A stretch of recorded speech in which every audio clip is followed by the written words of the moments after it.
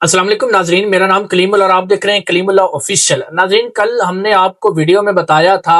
کہ تحریک لبیک پاکستان اور حکومت کے درمیان کسی قسم کے کوئی مذاکرات جو ہیں وہ پروسیس میں نہیں ہیں یا اب تک کامیاب نہیں ہوئے۔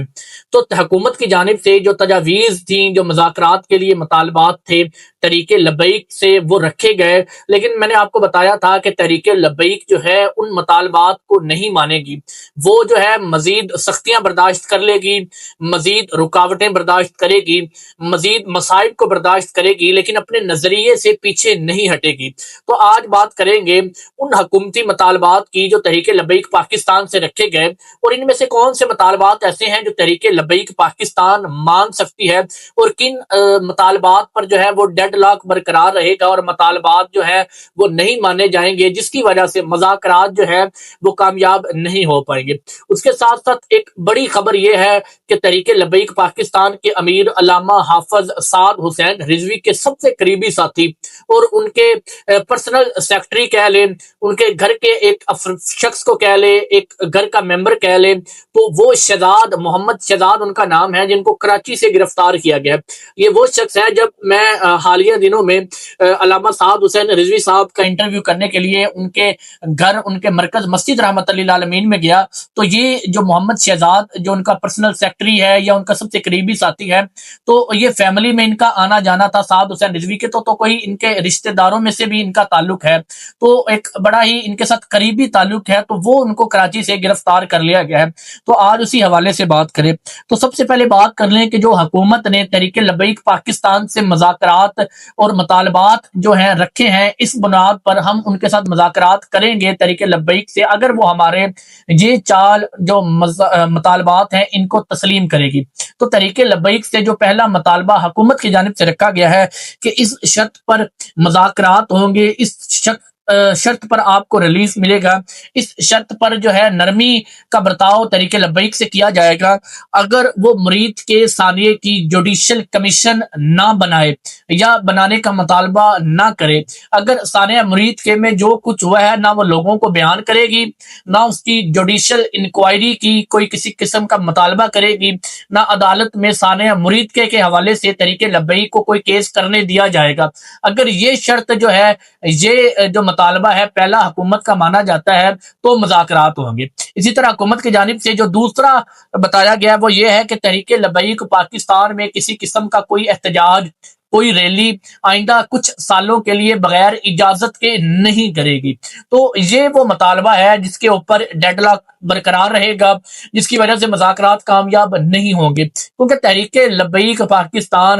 وہ پاکستان کی ایک مذہبی اور سیاسی جماعت ہے جو ہمیشہ جو ہے ان قانون کے خلاف جو ہے سراپا احتجاج رہی، جو اسلامی روایات کے اور اسلامی جو قانون ہے اس کے متصادم قانون بنایا جاتا تھا، ان قانون کے خلاف یہ ہمیشہ سڑکوں پر نکلی، یا کوئی ناموس رسالت یا ختم نبوت کا معاملہ ہوتا تھا تو تحریک لبیک پاکستان ہمیں سڑکوں پر نظر آتی ہے۔ تو آپ اندازہ کریں کہ اگر پاکستان میں ختم نبوت کے قانون کو چھیڑا جاتا ہے تو یہ کیسے آپ سوچ سکتے ہیں کہ تحریک لبیک پاکستان سڑکوں پر نہیں نکلے گی۔ اگر بالفرض ختم نبوت کی کسی شک میں اللہ نہ کرے کوئی تبدیلی کی جاتی ہے یا ناموس رسالت کے حوالے سے کوئی بڑا کیس سامنے آتا ہے، تو تحریک لبیک حکومت سے اجازت مانگے گی احتجاج کی، تو حکومت اگر ان کو اجازت نہیں دے گی تو کیا آپ یہ یقین کر سکتے ہیں کہ تحریک لبیک جو ہے ان کے منع کرنے کے باوجود احتجاج نہیں کرے گی، کیونکہ ان کی اولین ترجیح مذہب اسلام ہے اور اسلامی قوانین اور روایات ہیں۔ اگر انہی کو پاکستان میں محفوظ نہیں رکھا جائے گا تو تحریک لبیک پاکستان سڑکوں پر کیسے نہیں نکلے گی؟ تو یہ مطالبہ جو حکومت کی جانب سے کیا جا رہا ہے اس پر عمل درآمد نہیں ہو سکتا۔ اگر اسلام کے متصادم کوئی بھی قانون حکومت لائے گی تو یہ تو ڈیفینیٹلی بات ہے کہ تحریک لبیک پاکستان کا جو نظریہ ہے وہ یہی ہے کہ اس قانون کے خلاف احتجاج کرنا ہے اور پاکستان میں کسی ایسے قانون کو بننے نہیں دیا جانا۔ تو یہ تو طے ہے کہ یہ دوسرا مطالبہ جو ہے یہ ڈیڈ لاک کا شکار ہو سکتا ہے، مطالبہ پورا نہیں ہوگا، جس کی وجہ سے مذاکرات ناکام ہو سکتے ہیں۔ تیسرا یہ ہے کہ مرید کے کی جو وہاں پر جتنے بھی شہداء کو شہید کیا گیا تھا ان لاشوں کی حوالگی کا کسی قسم کا کوئی تحریک لبیک کیس نہیں کرے گی، نہ یہ سپریم کورٹ کا دروازہ کھٹکھٹائے گی، نہ یہ ہائی کورٹ کا دروازہ کھٹکھٹائے گی، کسی بھی آئینی اور قانونی عدالت میں جا کر تحریک لبیک موجودہ حکومت سے لاشوں کی حوالگی کے بنیاد پر کیس نہیں کرے گی۔ تو یہ ایک مطالبہ رکھا گیا ہے تحریک لبیک سے، اس کی بنیاد پر ہی مذاکرات آگے بڑھ پائیں گے اگر یہ جو ہے ان لاشوں کی حوالگی کا مطالبہ نہیں کرتے۔ تو بتایا یہ بھی جا رہا ہے، ہمارے ذرائع بتاتے ہیں کہ جن مرید کے میں جن لواحقین نے کیسز کیے تھے حکومت پر اور لاشوں کی حوالگی کے کیسز کیے تھے، وہ تمام کیسز کو واپس لے لیا گیا ہے، فی الحال واپس لیا گیا ہے۔ تو وہ دوبارہ عدالت نے ان کو یہ آپشن دیا ہے کہ وہ جب چاہیں دوبارہ جو ہے وہ لاشوں کی حوالگی کا کیس جو ہے وہ ری اوپن کر سکتے ہیں۔ تو فی الحال ابھی تک تحریک لبیک کی جانب سے یا ان تمام شہداء کے لواحقین کی جانب سے کوئی کیس بھی پروسیس میں نہیں ہے جو ہے لاشوں کی حوالگی کے متعلق۔ تو یہ سامنے یہ ہو سکتا ہے کہ یہ جو مطالبہ ہے حکومت کا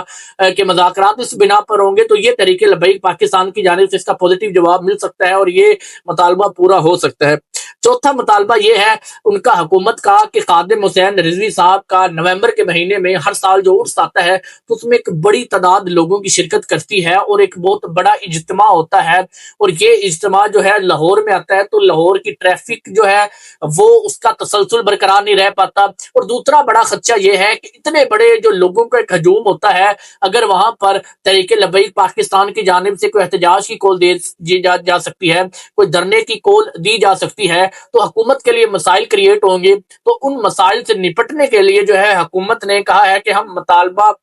اگر ہمارا یہ مانا جاتا ہے اس بنیاد پر ہم مذاکرات کریں گے، یعنی کہ تحریک لبیک پاکستان کو یہ کہا جا رہا ہے کہ آپ خادم حسین رضوی صاحب کا جو عرس ہے اس کو کسی اور علاقے میں منتقل کر دیں یا اٹک میں منتقل کر دیں یا کسی ایسے علاقے میں منتقل کریں جو شہر لاہور سے، شہر اقتدار اسلام آباد سے کافی زیادہ دور ہو۔ اگر یہاں سے ان علاقوں سے دور ہوگا تو ان کو اگر وہ کوئی احتجاج کرتے ہیں، وہیں سے دھرنے کا آغاز کرتے ہیں، لانگ مارچ کا آغاز کرتے ہیں، تو ان کو روکا جا سکتا ہے۔ تو اس بنیاد پر یہ مطالبہ تحریک لبیک سے رکھا گیا ہے کہ اس بنیاد پر مذاکرات ہو سکتے ہیں۔ تو یہ جو چار ان کو شرطیں کہہ رہے ہیں یا حکومت کے مطالبات کہہ لیں، یہ چار مطالبات اگر تحریک لبیک ان پر حامی بھرتی ہے تو ان کے ساتھ مذاکرات طے کیے جائیں گے اور تحریک لبیک پر نرمی کی جائے گی اور تحریک لبیک کو ریلیکسیشن دی جائے گی، اور اسی بنیاد پر شاید علامہ صاحب حسین رضوی کو بازیاب بھی کروایا جا سکے گا اور ان کو منظر عام پر لایا جا سکے گا۔ تو ان جو چاروں آپ کے سامنے جو حکومت کی میں نے شرطیں رکھی ہیں،